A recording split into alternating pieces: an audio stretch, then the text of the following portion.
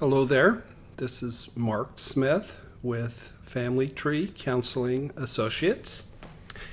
And I have a video today called 10 Blessings That Can Come from Narcissistic Abuse.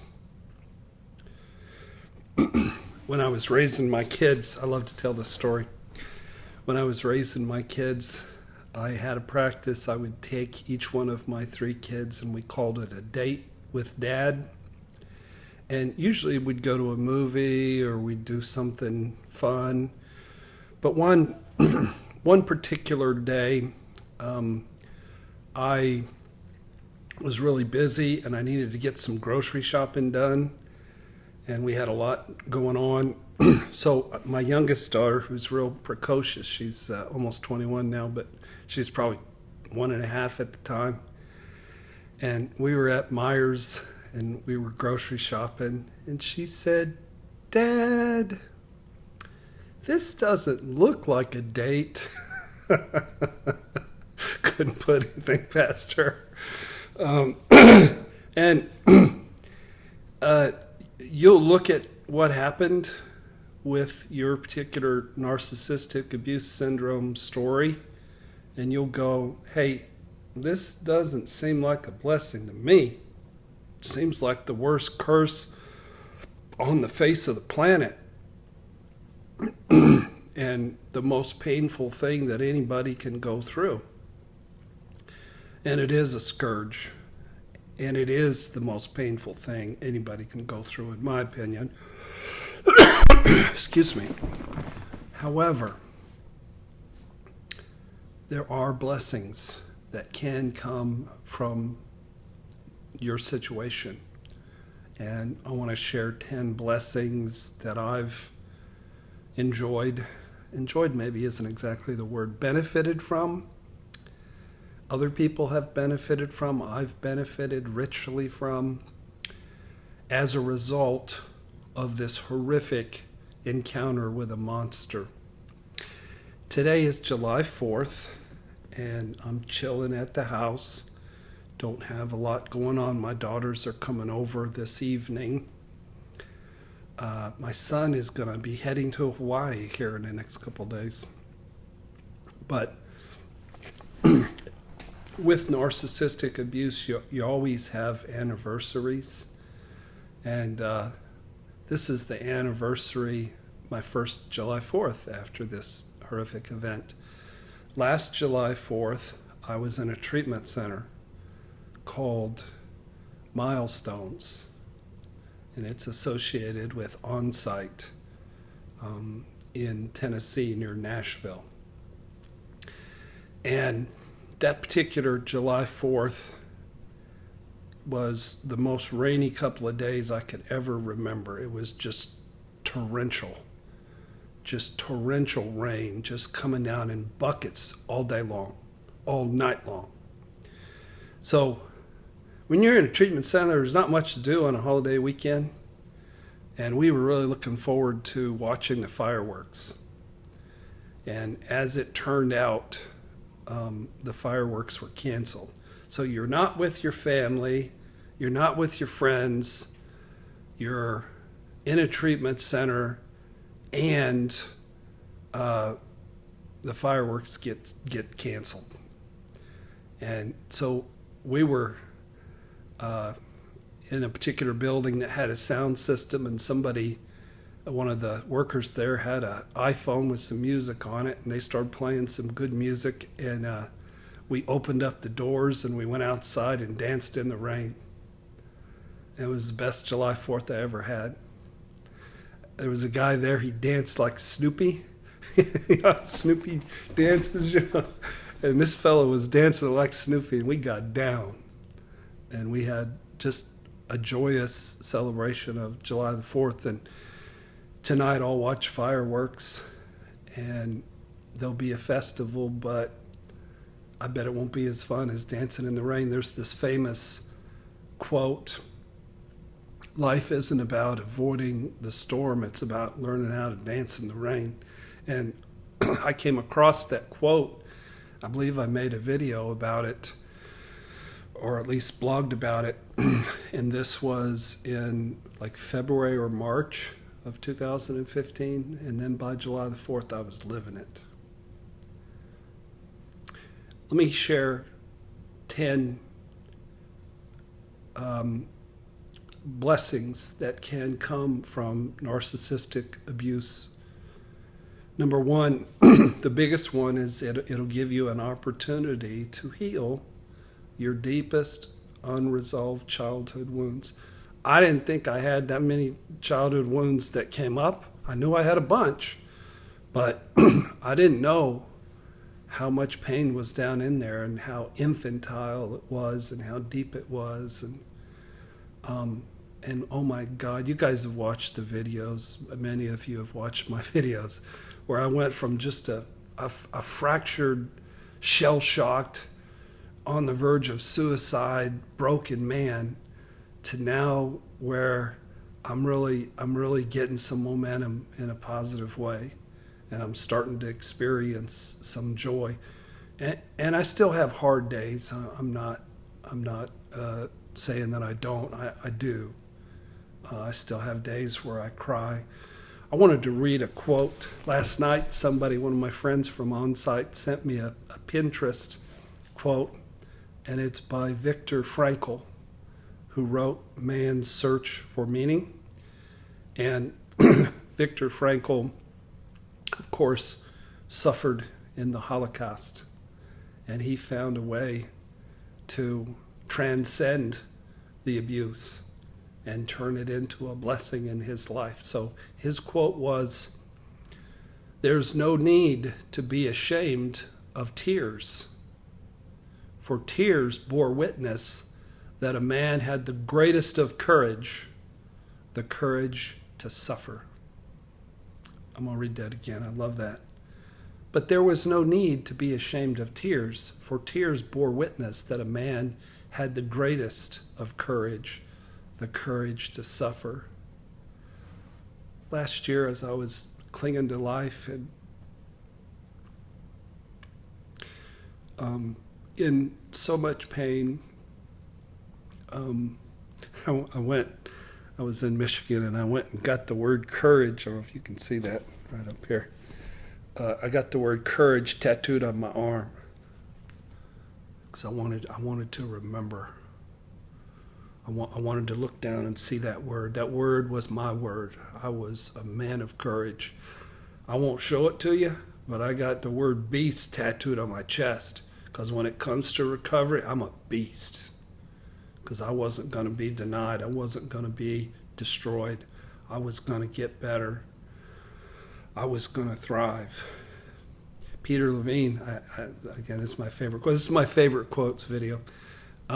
He says that trauma is like there's a tiger in the room. And when I met Peter Levine at the Boston conference, I didn't pull my shirt down, I won't do it for you, and show him the scary, roaring tiger that's on my heart. I won't show that, but it's another reminder of the ever-present and scary trauma that I went through this past year, and it's right on my heart. And I got to at least tell Peter Levine about it. So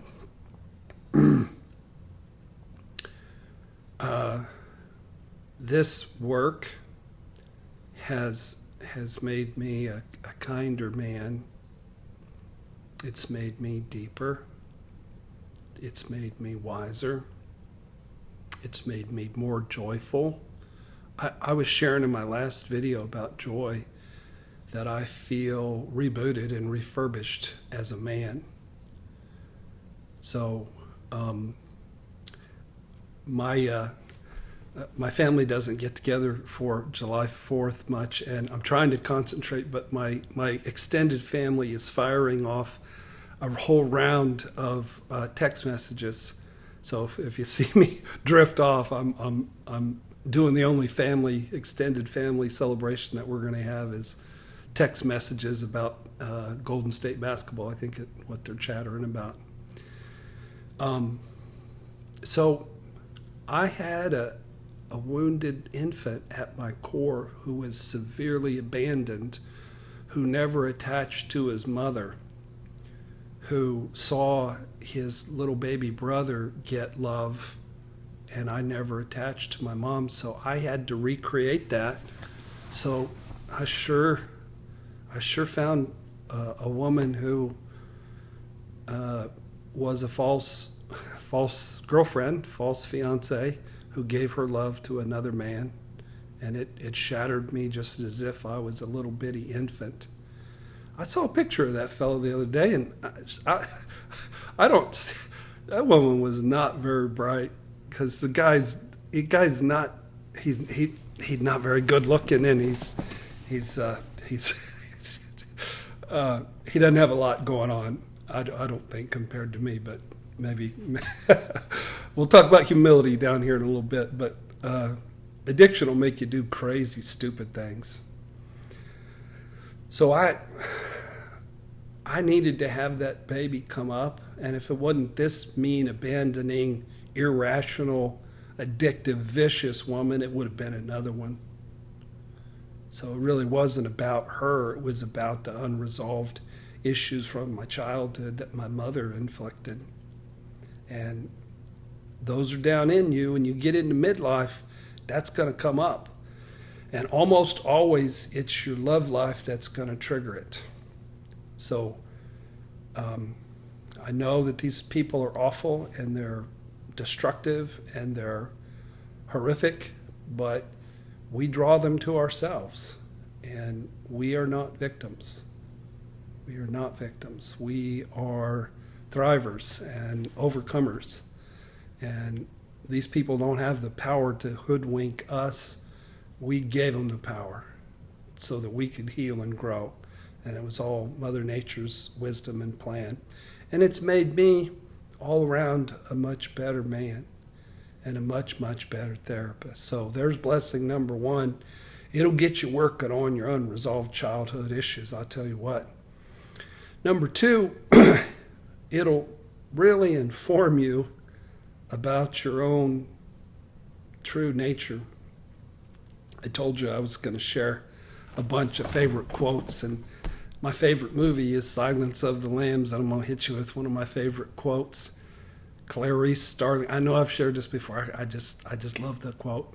Clarice Starling is picking the brain of Hannibal Lecter in the temporary jail in Washington. And she says, how do I catch the bad guy? How do I catch Buffalo Bill? And Hannibal Lecter quoted Marcus Aurelius. He said, you have to return to basic principles. What is the nature of a thing within itself? Says Marcus Aurelius. What is the nature of a thing? And I thought, before this happened, that I was a 55-year-old guy with a fairly hot girlfriend and a really successful practice, and that I'd done most of my healing work, and things didn't seem to be getting better with her, but I was plugging away. And I thought that she loved me, and I thought that it was real. And it turns out that none of that stuff was true. That she never loved me. She was using me for money, and that she loved somebody else, or probably wasn't really capable of genuine love. And that my whole life was an illusion. I was recreating my family of origin story. And I was a bit of an arrogant fellow who didn't really know which end was up, and who had a whole lot of healing to do. And the pain was so great that it almost destroyed me. That's who I really was. I was an abandoned infant who was in rage. So I got to learn that. And I also, the third thing that narcissistic abuse will tell you about, it'll inform you about the genuine and the true nature of this world. I did not know that this world could be this scary and this painful. And I did not know that there were people out there who were just horrifically damaging, liars, users, cheaters, manipulators, soulless, soul-murdering people. I didn't know people.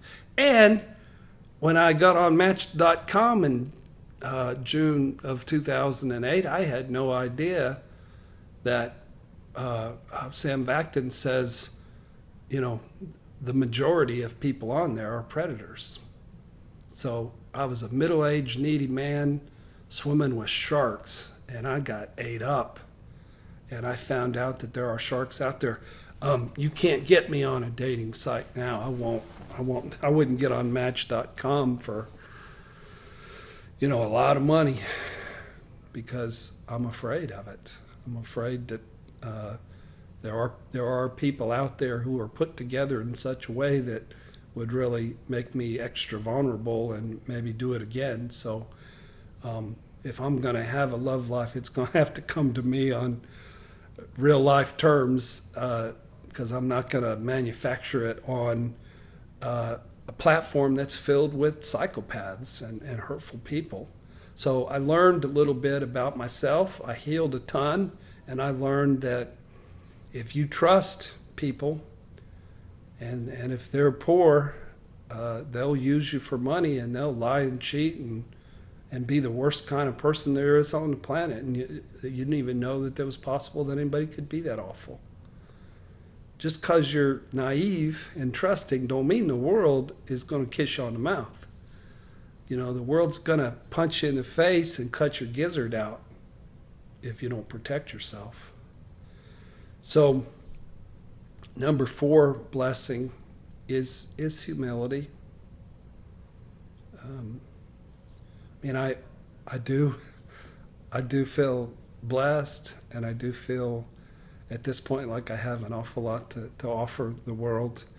But this experience will take the arrogance out of you.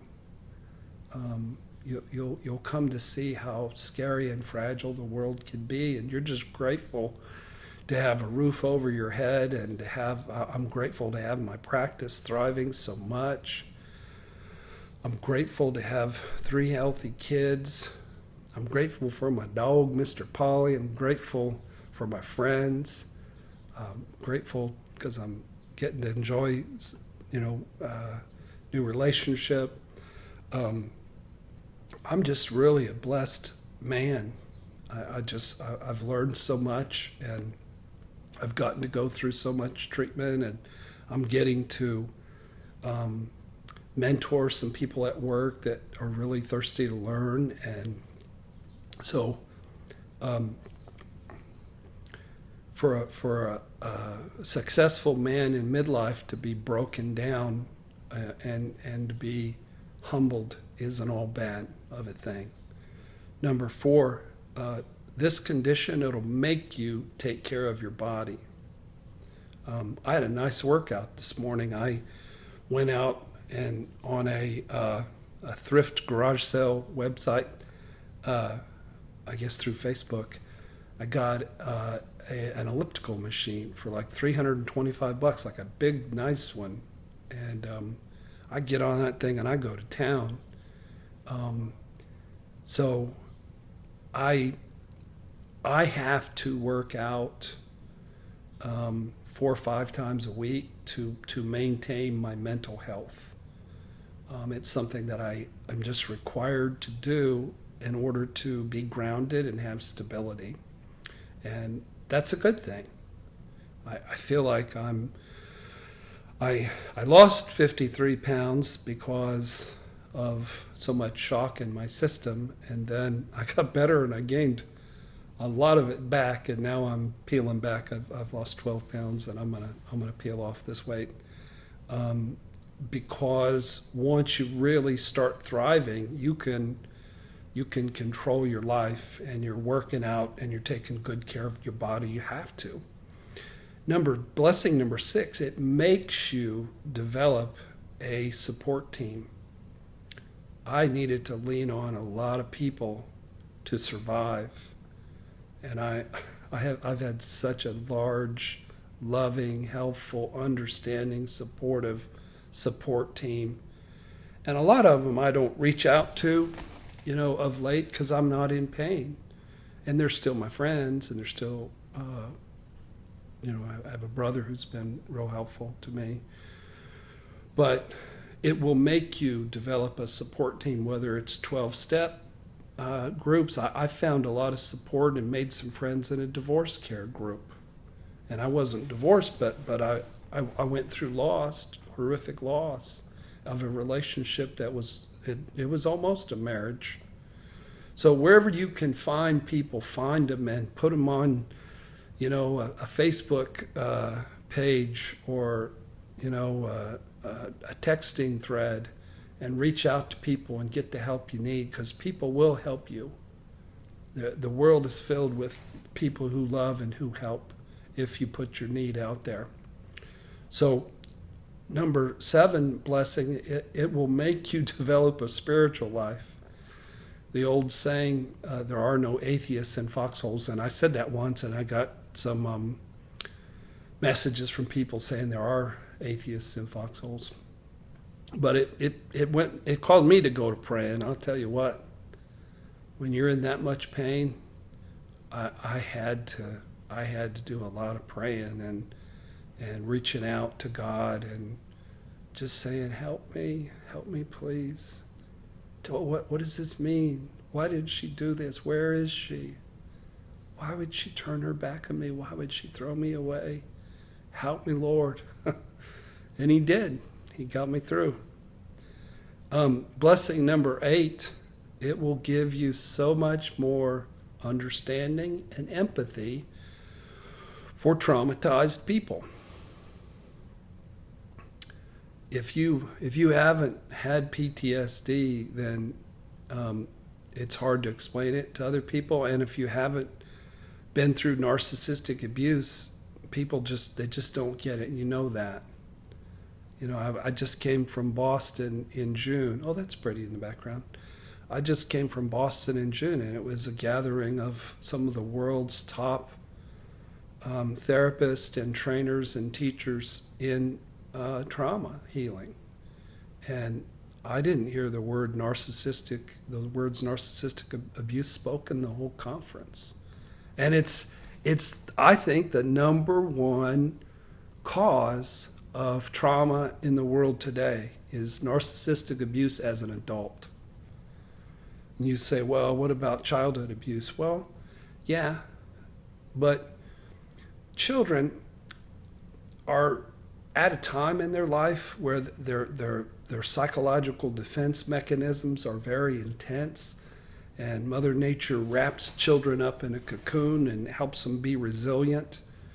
But us middle-aged people who have our walls shattered, and we're shattered into a billion pieces, and everybody expects us just to buck up and move on, those are the ones that are in more pain even than abused children.